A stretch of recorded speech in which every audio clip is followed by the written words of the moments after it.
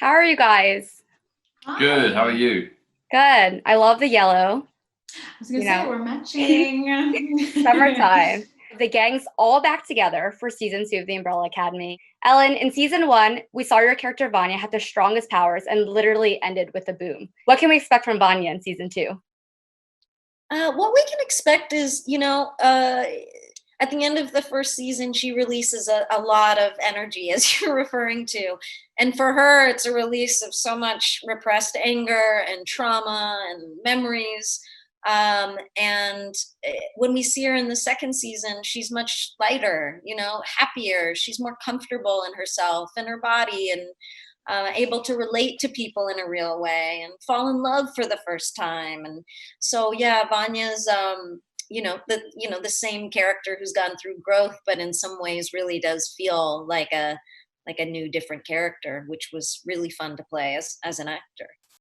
I loved it. I love each one of your characters. I saw the series in like 2 days, like binge watched the whole thing. Emmy, I love your character in the season. You play such a powerful female role. What do you want people to know when watching the series about your character? I think this season we're seeing a new Allison. I think we're seeing I think this season has provided Allison with the opportunity of a new beginning. I think, and not that beginning doesn't come with unbelievable struggles and violence and hardships. She's been dropped immediately into the segregated South, so that is already going to bring a lot of struggles and hardships that she's going to have to deal with and interact with. But I think she was kind of at an all-time low at the end of the first season, and had been divorced, and her daughter had been taken away from her, and she had kind of come to this realization about how her father had manipulated her to hurt her sister and used her powers against her sister,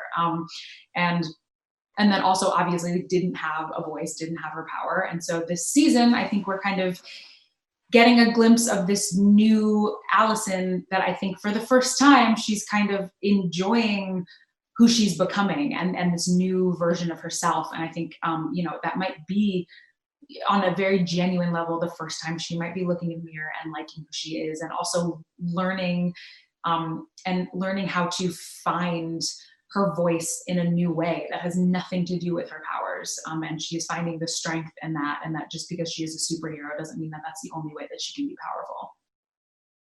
Yeah, I feel like she tells such a powerful and like strong story in this season. Yeah. So Tom, your character Luther is very interesting in this season. How was filming season 2 compared to season 1 for you? Season one, I think Luther is on a tricky journey because obviously he comes back from having an existence on the moon, and coming back to trying to learn how to be social again, just with like his family. And Luther only knows how to be one thing in season one, and that's try to be number one, try to control everything, try to save the world. He's obsessed with it because that's what his whole purpose was. And in season two, that's all gone out the window because that doesn't exist anymore in 1963 when he arrives. 63 he arrives, I think it's 63. And so this whole new real world that he's been plunged into hasn't ever been a thing for him before. So he's now got to get a job and work for an underground gangster chain. And it's I think this is a big wake-up call for Luther, but it's actually one that he starts to enjoy. It's one that he starts to really embrace outside the family to start with, and just outside the academy, and taking away all those pressures. But then ultimately, the draw of the family, not the superhero side and him being a leader or any of that, he's let all that go. But the draw of being back with his family is what ultimately really matters to him. So season 2 of the Umbrella Academy, you guys are on a whole new mission to save the world again. Aiden, your character number 5 is always so determined to reunite the family and avoid another apocalypse. What are some of the challenges your character faces in season 2?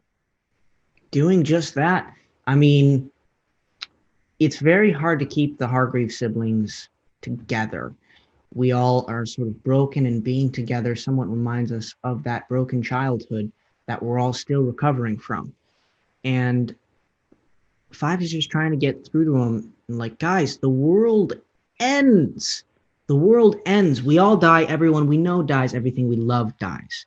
Let's focus up and save the world just this once, then we can all split. And in doing so, we've really found a bond as brothers and sisters, you know?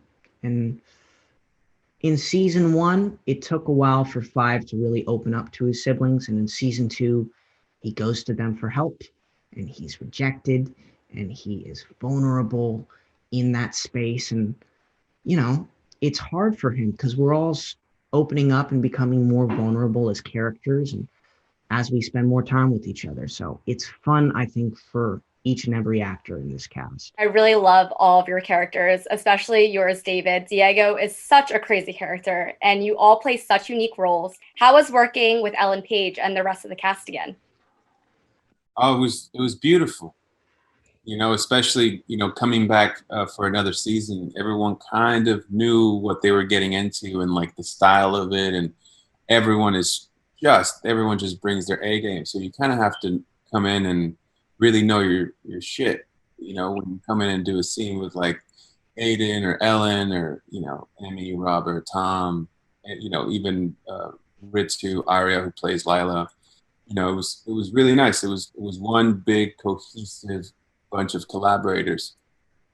And I love all of, like, the new characters as well. Your relationship with Lila is so awesome. I have to ask you guys do a lot of time traveling. If you had the ability in real life, where would you teleport to? Yeah. You know, in the time of quarantine, you know, you gotta, if you want to go somewhere right now, where would you go? I'd go to 2007. I'd go back and play my last football game. You know, be like Al Bundy. You know, just play one game. You know, throw football over the mountains. That's where I'd go. Do you have an answer, Aiden, or An answer. New Zealand, maybe. New Zealand? I heard it's beautiful there. So last question. If you had to choose, would you keep your superpowers or exchange with someone else in the group? I'd keep mine. What about you, Aiden? Diego would be a whiz in the kitchen. Like, seriously, all those knife skills. That man does not spend an hour chopping like us all have to suffer through. I keep Five's abilities. Teleporting is pretty cool. I like it. I think that's great. Yeah, and with all of you guys like together, you know, you guys just make such a great group. I'm excited to see if there's a season 3. Are you guys? Us too. Okay. Hi guys. How are you doing today? Very well, Stephanie. How are you? Good. You two have a very unique relationship in season 2. Justin, what can you tell us about the relationship between you two without giving too much away? Well, their relationship continues to be even more dysfunctional than before. And also as Klaus's powers continue to grow and evolve, as they started to do in the first season, Ben gets to have a little more fun with that as well.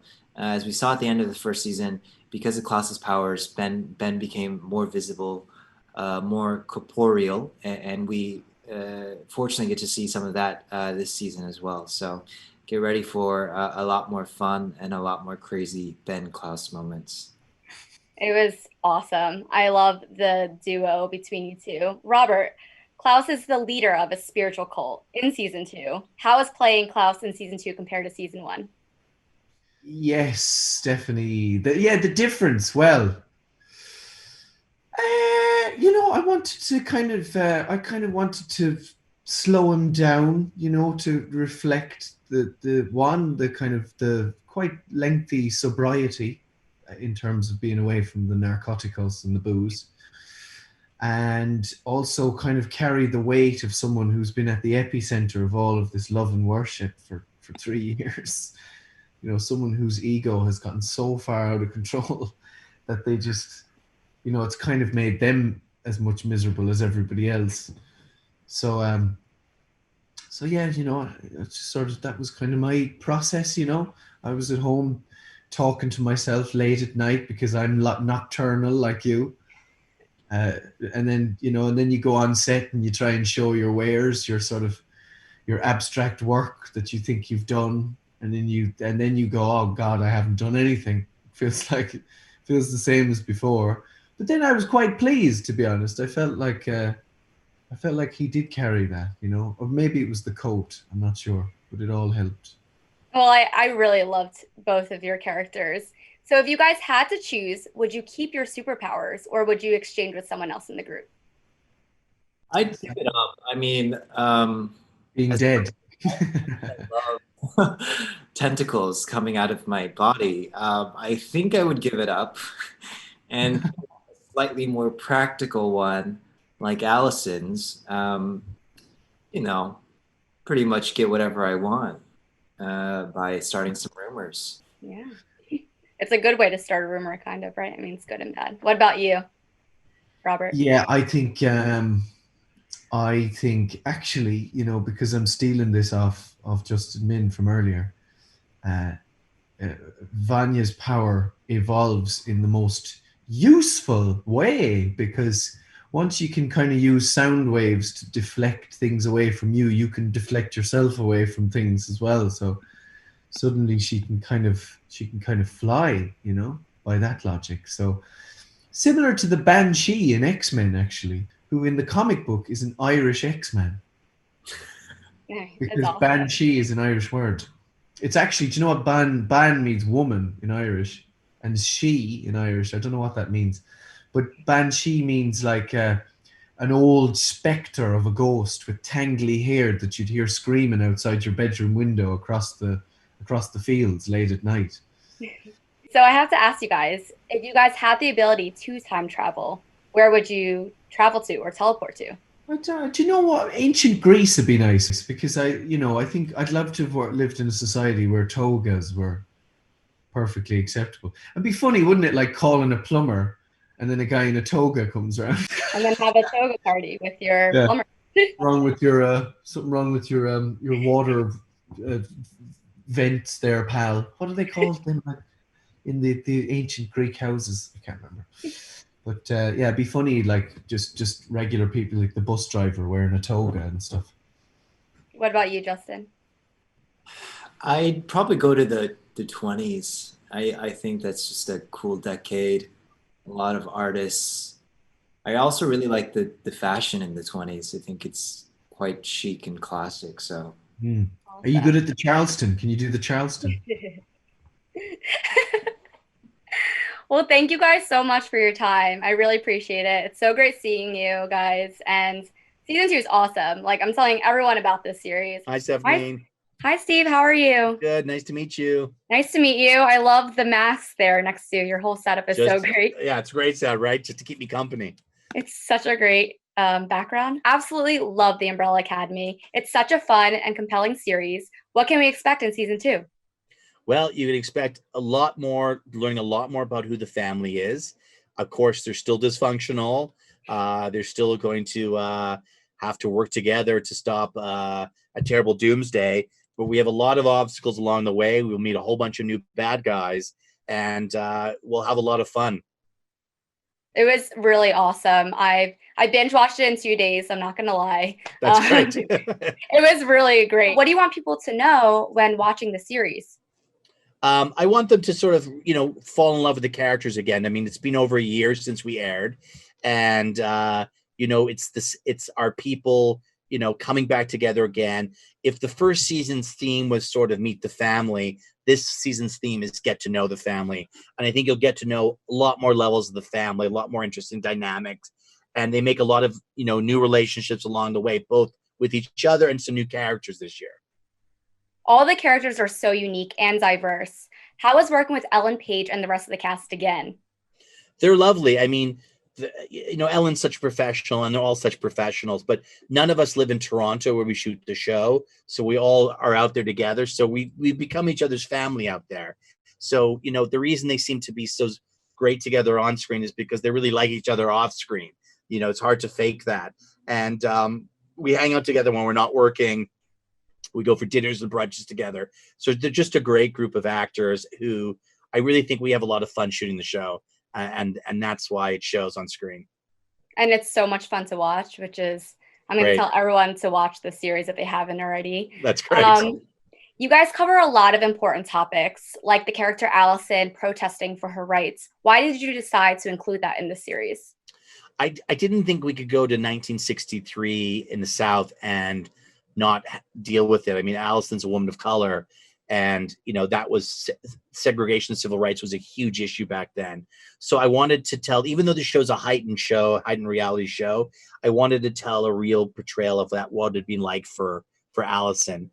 So we did a lot of research, the writers and I, to really to get it as real as possible. And it was a very emotional days when we shot those scenes in the sit-in and things like that. But it was important to get it right and make it feel real.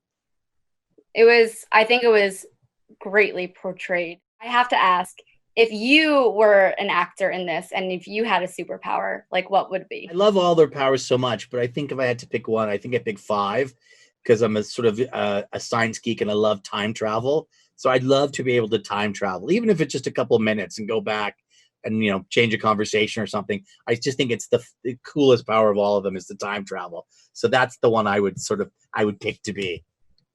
And if you had the ability to time travel in real life, where would you teleport to right now? Oh, I don't even know. I think I love the Roaring 20s. I think I'd go back to the 20s, during the Prohibition times, and things like a wild time. Then that's where I'd go. For so many decades, like, can we expect a season 3 for in the 20s? I won't give anything away other than to say that time travel is a part of the show, and it's likely that we're still going to be dealing with time in the next season of this television show, if we're lucky enough to get a 3rd season. Awesome. Well, I'm very excited to see what's next.